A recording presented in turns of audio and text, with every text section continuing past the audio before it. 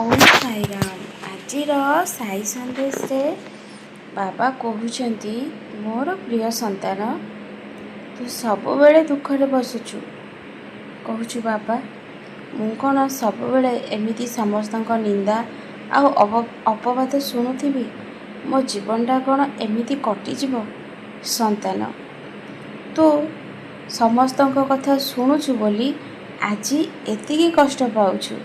ତୁ ଯଦି କାହା କଥା ନ ଶୁଣିକି ନିଜ କାମକୁ ଠିକ୍ ଭାବରେ କରନ୍ତୁ ଆଉ ଭଗବାନଙ୍କ ଉପରେ ଭରସା ରଖନ୍ତୁ, ତତେ ଆଜି ସେମାନଙ୍କର କଥା ଏତେ କଷ୍ଟ ଦେଇନଥାନ୍ତା। ସନ୍ତାନ, ତତେ ଯିଏ ଯାହା କହୁଛି ତୁ ସେଇ କଥାକୁ ଶୁଣିକି ମନକୁ ବହୁତ କଷ୍ଟ ଦେଉଛୁ। ତୁ ଯଦି କର୍ମକୁ ଠିକ୍ ଭାବରେ କରନ୍ତୁ, ତତେ ସମୟ କେଉଁଠୁ ଆସନ୍ତା ସନ୍ତାନ ସମସ୍ତଙ୍କ କଥା ଶୁଣିବାକୁ? ତୁ କିନ୍ତୁ ସେ କଥାକୁ ଭାବିକି ବସୁଛୁ, କର୍ମକୁ କିଛି ବି କରୁନି। ସନ୍ତାନ, ସମୟ ଥାଉ ଥାଉ ତୁ ନିଜକୁ ବଦଳେଇ ଦେ। ଜୀବନରେ ବହୁତ ଦୁଃଖ ଆସିବ, ମଣିଷମାନେ ବହୁତ କିଛି କଥା କହିବେ। ସନ୍ତାନ, ଯଦି ସେମାନେ ତତେ ଛୋଟ କରି କହୁଛନ୍ତି, ତୁ ଭଗବାନଙ୍କ ଉପରେ ଭରସା ରଖିକି ତୁ ତାଙ୍କୁ ସେମିତି କିଛି କାର୍ଯ୍ୟ କରିକି ଦେଖା, ଯେଉଁଥିରେ କି ସେମାନଙ୍କ ମୁଣ୍ଡ ତଳକୁ ହେଇଯିବ। ଭଗବାନ ଚାହିଁଲେ ମଣିଷ ସବୁ କିଛି କରିପାରିବ, ଯେଉଁଟା ତୁ କେବେ ଭାବିନଥିବୁ। ଭଗବାନ ସେ ଚମତ୍କାର ବି ତୋ ଜୀବନରେ କରିଦେବେ। ତୁ ମୋ ଉପରେ ଶ୍ରଦ୍ଧା ଆଉ ବିଶ୍ୱାସ ରଖ। ମୁଁ ତୋ ଜୀବନକୁ ବଦଳେଇବି। ତୁ କିନ୍ତୁ ନିରନ୍ତର ମୋ ନାମକୁ ସ୍ମରଣ କର, ମୋର ସାଇ ସଚରିତ୍ରକୁ ପାଠ କର। ଅଳସୁଆ ନ ହେଇକି ନିଜ କାମକୁ ଠିକ୍ ଭାବରେ କର। ଗୋଟେ ଅଳସୁଆ ଲୋକ ତା ଜୀବନରେ କେବେ ଆଗକୁ ବଢ଼ିପାରେନି, ସେ ସବୁବେଳେ ପଛରେ ହିଁ ଥାଏ।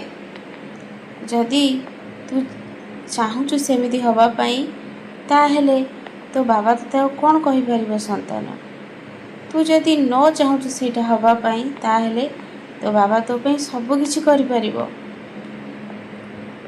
ମଣିଷ ଚାହିଁଲେ ସବୁ କିଛି ପରିବର୍ତ୍ତନ ହେଇପାରିବ, କିନ୍ତୁ ତାର ସେତିକି ବିଶ୍ୱାସ ଆଉ ଧୈର୍ଯ୍ୟ ଈଶ୍ୱରଙ୍କ ଉପରେ ରହିବା ଦରକାର। ତୁ ଯଦି ଧୈର୍ଯ୍ୟ ଧରିକି ଈଶ୍ୱରଙ୍କ ଉପରେ ଭରସା ରଖିବୁ ନା, ତୋର ସମସ୍ତ କାମ ସୁରୁଖୁରୁରେ ହେଇଯିବ।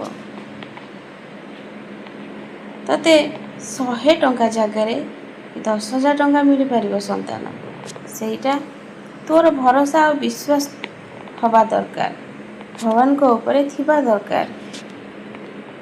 ସବୁବେଳେ ଗୋଟେ କଥା ମନେ ରଖିବୁ, ମନର ଭାବନାକୁ ସବୁବେଳେ ଭଲ ରଖିବୁ ଆଉ ଆତ୍ମାକୁ ସବୁବେଳେ ଶୁଦ୍ଧ ଆଉ ପବିତ୍ର ରଖିବୁ।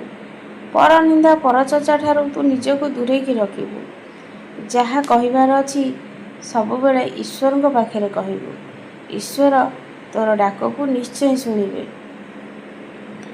ଈଶ୍ୱର ସବୁବେଳେ ବସିକି ରହିଛନ୍ତି। ମୋର ସନ୍ତାନମାନେ ମୋ ପାଖକୁ ଆସନ୍ତୁ, ମୁଁ ବହୁତ ଖୁସି ଆନନ୍ଦ ହେବି।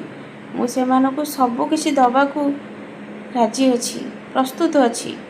ସେମାନେ ନେଇ ପାଇଲେ ହେଲା।